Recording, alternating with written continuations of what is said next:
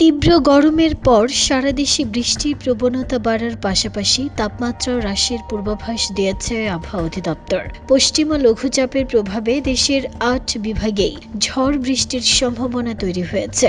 এতে করে বিভিন্ন জেলায় বয়ে যাওয়া তাপপ্রবাহ প্রশমিত হয়ে জনজীবনে দীর্ঘ প্রতীক্ষিত স্বস্তি ফিরতে পারে বলে ধারণা করা হচ্ছে।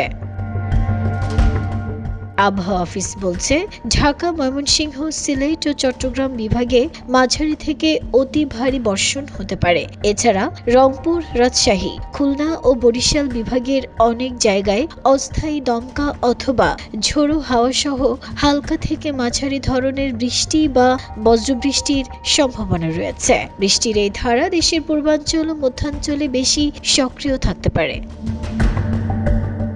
রাজধানী ঢাকার আকাশ মেঘলা থেকে পুরোপুরি মেঘাচ্ছন্ন থাকতে পারে। এ সময় বজ্রসহ বৃষ্টি ও বিজলি চমকানোর প্রবল সম্ভাবনা রয়েছে।